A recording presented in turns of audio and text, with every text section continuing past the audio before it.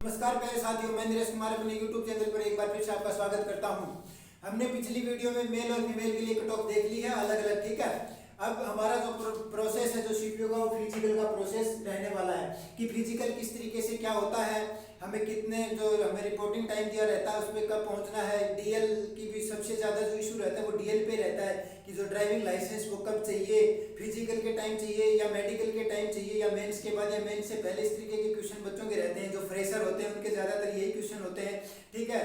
और long jump high jump के बीच में कितना टाइम मिलता है, कितना नहीं मिलता है, रनिंग है वो किस प्रकार से कराई जाती है या रनिंग में कितना टाइम दिया जाता है या कुछ 1-2 सेकंड ऊपर भी दी जाती है। बहुत सारे क्वेश्चन रहते हैं, ठीक है। उन सब के ऊपर हम चर्चा करने वाले हैं।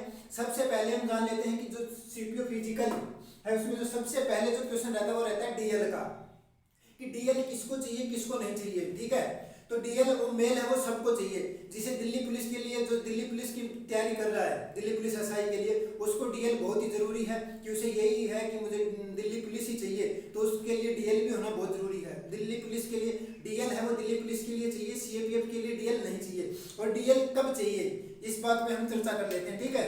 तो डीएल कब चाहिए? डीएल आप फिजिकल देने जाएंगे, मतलब आप फिजिकल देने जाएंगे उस दिन आपको डीएल चाहिएगा, ठीक है। फिजिकल के टाइम पे आपके पास डीएल होना चाहिए। आपके पास डीएल की हार्ड कॉपी होनी चाहिए, मतलब ओरिजिनल डीएल आपके पास होना चाहिए। और उसके साथ साथ फोटोकॉपी का तो आपको एक सेट लेके जाना है, ये डॉक्यूमेंट का। वो डॉक्यूमेंट्स हम एक अलग से वीडियो बना के आपको बता देंगे, ठीक है। तो डीएल में आपको डीएल चाहिए, ठीक है। और जो दिल्ली पुलिस के लिए, जो स्पेशली दिल्ली पुलिस के लिए, दिल्ली पुलिस एसआई के लिए जो तैयारी कर रहे हैं, उन बच्चों की डीएल की जरूरी है। सीएपीएफ, जो सीएपीएफ, इसमें डीएल नहीं चाहिए, ठीक है। दिल्ली पुलिस के लिए चाहिए डीएल, खास बात तो ये है। और कब चाहिए? फिजिकल के टाइम पे चाहिए डीएल, ठीक है। अब हम बात कर लेते हैं कि रिपोर्टिंग टाइम, जब फिजिकल के लिए जाएं तो हम रिपोर्टिंग टाइम में कितना लेट हो सकते हैं।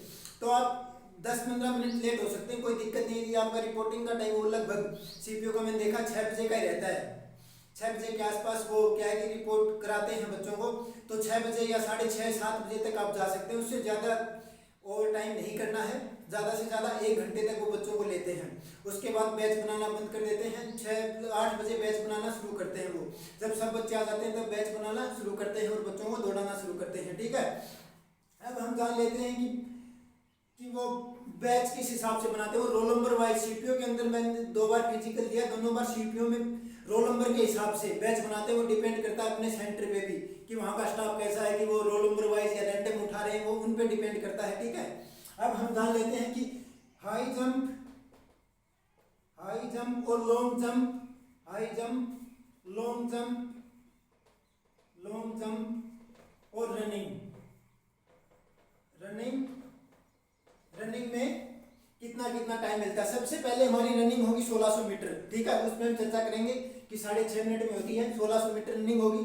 रनिंग होने के बाद हमारा जो होगा वो होगी 100 मीटर की रनिंग, ठीक है।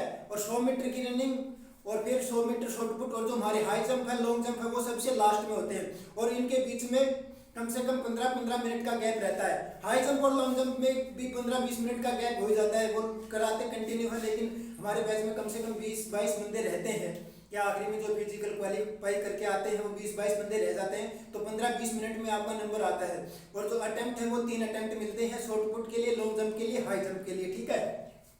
लॉन्ग जंप, हाई जंप और रनिंग, इनमें रनिंग और लॉन्ग जंप, हाई जंप के बीच में कम से कम 1-1.5 घंटे के आसपास, जो मुझे जो टाइम मिला था वो 1 से 1.5 घंटे के आसपास मिला था कि रनिंग हमारी जो सर्दी के अंदर रनिंग थी। लेकिन उसके बाद हमें 1-1.5 घंटे रेस्ट दिया गया। उसके बाद हाई जंप, लॉन्ग जंप हुए, क्योंकि और बच्चे वो सब फिजिकल कर लेते हैं। उसके बाद हाई जंप, लॉन्ग जंप शुरू किए जाते हैं, ठीक है। उस शॉर्टपुट में 3 चांस मिलेंगे। 14 फुट आपको फेंकना होता है। जो उस गोले का वेट होता है वो 7.5 किलोग्राम होता है, ठीक है। और कम से कम उसे 14 फुट दूर फेंकना होता है। और उसमें 3 चांस मिलते हैं, उसमें कोई बाहर नहीं होता। शॉर्टपुट में हमारे बैच में, पूरे बैच में, पूरे दिन कंप्लीट कोई भी बाहर नहीं हुआ था, ठीक है।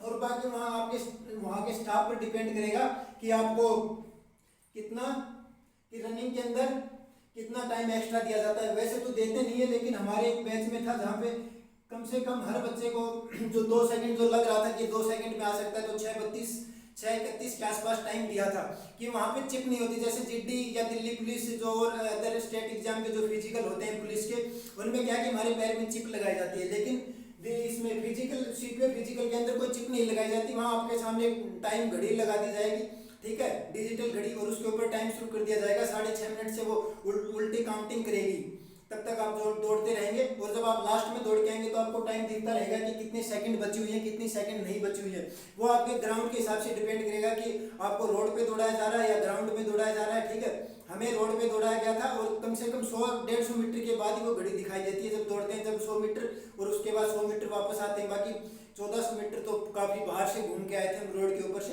और वो रोड डिपेंड करेगा अच्छा है या कच्चा भी हो सकता है, बीच बीच में हमारे वाला कच्चा भी था, ठीक है। ये हो गया लॉन्ग जंप, हाई जंप का हो गया, डीएल का हो गया हमारा, और डीएल के साथ साथ अब हम किसके बारे में जान लेते हैं। ये हमारी सारी चीजें हो चुकी हैं, long jump, high jump, running के बारे में हो गया है। स्टाफ पे डिपेंड करता है कि आपको एक्स्ट्रा टाइम दिया जाएगा या नहीं दिया जाएगा, और सीएपीएफ में आपको डीएल की कोई जरूरत नहीं है। अब हाइट और चेस्ट सबसे मेन होती है, हाइट और चेस्ट। हाइट और चेस्ट के अंदर बहुत सारे बच्चे बाहर होते हैं, ज्यादातर हाइट के अंदर बच्चे बाहर होते हैं। हाइट में यदि आपकी 0.01 सेंटीमीटर भी कम है, 0.01 सेंटीमीटर भी कम है तो आपको बाहर कर देंगे। मतलब 170 जनरल रिजर्व कैटेगरी, उसके लिए जो हाइट है वो 170 सेंटीमीटर होती है, तो 169.09 भी यदि आपकी 169.9 भी आपकी हाइट है तो वो आपको बाहर कर देंगे। ये कंफर्म लिखवा के ले लीजिए, हाइट पूरी 170 सेंटीमीटर होनी चाहिए, और जो आप घर पे हाइट नाप के जाते हैं उसे 1 या 2 सेंटीमीटर हाइट वो कम करते ही करते हैं हमेशा, ठीक है। और जो हमारी चेस्ट है, चेस्ट के अंदर यदि आपकी हाइट अच्छी खासी है, कि मेरी हाइट अच्छी खासी थी, मेरी हाइट 180 सेंटीमीटर के आसपास है, लेकिन मेरी चेस्ट 2 सेंटीमीटर कम थी, लेकिन मुझे क्या कि पास कर दिया था हाइट के हिसाब से, क्योंकि हाइट अच्छी थी, चेस्ट 2 सेंटीमीटर कम थी। 2 सेंटीमीटर जब बहुत ज़्यादा हो जाती है वैसे देखें तो, इसलिए मुझे उन्होंने पास कर दिया था, ठीक है। हाइट के अंदर आपको बिल्कुल नहीं बख्शा जाएगा, चेस्ट के अंदर आपको मार्जिन मिल सकता है थोड़ा बहुत, 1 या 2 सेंटीमीटर का, यदि आपकी हाइट अच्छी खासी है तो आपको मार्जिन मिल सकता है। और वो कुछ कैटेगरी का डिपेंड भी करता है। मेरे टाइम पे वहाँ पे पूछा था कि आपकी कैटेगरी कौन सी है, तो मैंने कैटेगरी बताई थी चेस्ट के टाइम पे, तो उन्होंने फिर मुझे दूसरे अटेम्प्ट में पास भी कर दिया था। वो उनका इश्यू है, पता नहीं क्या रहता है क्या कुछ नहीं रहता, ठीक है। ये हमारे कुछ डाउट थे जो हमने आपके डाउट क्लियर करते हुए फ्रेशर के लिए खासकर ये वीडियो मैंने बनाई है, क्योंकि जब हम फ्रेशर होते हैं तब हम भी वीडियो देखते थे सर की, जो अच्छे सर बताते हैं उनकी कि किस तरीके से फिजिकल करना चाहिए, कितना टाइम मिलता है, क्या प्रोसेस रहता है, ठीक है। अब हम प्रोसेस के बारे में जान लेते हैं कि जो 1600 मीटर रनिंग है, 1600 मीटर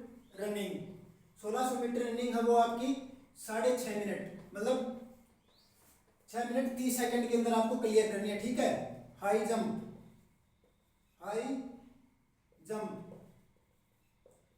है वो 3.9 इंच, मतलब 3 फीट और 9 इंच, लगभग 3.25 फुट आपको हाई जंप, और इसके लिए 3 अटेम्प्ट मिलेंगे, 3 अटेम्प्ट, ठीक है। इसके लिए 3 अटेम्प्ट मिलेंगे, ठीक है। लॉन्ग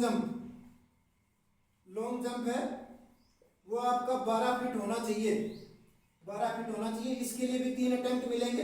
उसके बाद शॉर्ट पुट के अंदर आपको 14 फीट फेंकना है एक गोला, जिसका वेट कितना होगा, जिसका वेट होगा 7.5 किलोग्राम, ठीक है। और 3 फीट, इसके लिए भी कितने अटेम्प्ट मिलेंगे आपको, 3 अटेम्प्ट मिलेंगे इसके लिए भी, ठीक है। उसके बाद जो रनिंग के बाद जो होती है वो 100 मीटर रनिंग होती है, 100 मीटर रनिंग, इसके लिए आपको 16 सेकंड मिलेंगी। ये दोनों चीज हैं, इनमें कोई भी बाहर नहीं होता। शॉर्ट पुट और 100 मीटर के अंदर वो किसी को बाहर नहीं करते हैं, लगभग 100 मीटर में रेस कर ही देते हैं बच्चे 16 सेकंड में, और शॉर्ट पुट 14 फीट सब फेंक देंगे। उसका एक तरीका होता है फेंकने का, आप अटेम्प्ट तभी फेल कर सकते हैं जब आपको उसका तरीका फेंकने का ना आए, लेकिन वहाँ पे एक अटेम्प्ट या दूसरे अटेम्प्ट में आप सीख ही जाते हैं कि किस तरीके से फेंकना हो। उस हिसाब से 7.5 किलोग्राम वेट ज्यादा है नहीं, तो आप आराम से फेंक देंगे, ठीक है। लॉन्ग जंप और हाई जंप, इसमें बिल्कुल भी मार्जिन नहीं। हाई जंप में एक आपको फट्टा रखा होगा 3.9 फीट के ऊपर, ठीक है। यदि आप उस फट्टे से टच हो गए और वो नहीं गिरा तो आप पास हो जाएंगे, यदि आप टच हो गए और वो गिर गया तो आप फेल हो जाएंगे, ठीक है। वो गिरना नहीं चाहिए, बेशक आप उससे टच हो जाए, वो नहीं गिरेगा तो आप पास हो जाएंगे, लेकिन आप टच हो गए और नीचे गिर गया तो आप फेल हो जाएंगे, ठीक है। और हम आपको बताएंगे कि किस तरीके से जंप लॉन्ग जंप एक दिन एक वीडियो में हम आपको करके भी दिखाएंगे, रनिंग भी बताएंगे कि किस तरीके से करनी चाहिए। इसके लिए हम एक अलग से वीडियो बनाएंगे, ठीक है। तो और हाँ, एक बात और बता देता हूँ, जिसके भी कौन सी भी कैटेगरी हो, जनरल, ईडब्ल्यूएस, ओबीसी या फीमेल के लिए 115 से ऊपर जिसके भी नंबर हैं तीनों कैटेगरी में, वो अपने फिजिकल की तैयारी जोर शोर से और मेंस की तैयारी शुरू कर दें। 100% तो नहीं कह सकता, लेकिन 80% चांस है, ठीक है। और 110 नंबर मेल के अंदर जिसके भी हैं इन तीनों कैटेगरी में, वो 100% है कि उनका नॉर्मलाइज स्कोर होके इतना 115 के आसपास 119 तक पहुंच सकता है। हार्डशिप रही होगी तो, और आप फिजिकल के लिए आपका कॉल आने वाला, जिसके भी 110 नंबर है तीनों कैटेगरियों में। बाकी ईडब्ल्यूएस और ओबीसी के लिए तो इससे कम भी हो सकता है, 2-4 नंबर, ठीक है। और SC ST वाले मेल हैं वो लगभग 75-80 के आसपास है, उनका भी आ सकता है। और फीमेल वो 90 के आसपास, मान लीजिए 90 या 95 के आसपास, ठीक है। यदि हमारी आपकी ये जानकारी अच्छी लगी हो तो लाइक शेयर सब्सक्राइब जरूर करें। और हाँ, मैंने जो मेल में कट ऑफ बनाई थी उस पर आपने बहुत अच्छा रिस्पांस दिया। और यदि आपकी कोई भी क्वेरी हो तो हमें कमेंट करके बता सकते हैं, उसका हर एक क्वेरी का हम आपको सॉल्यूशन निकाल के देंगे, ठीक है। धन्यवाद।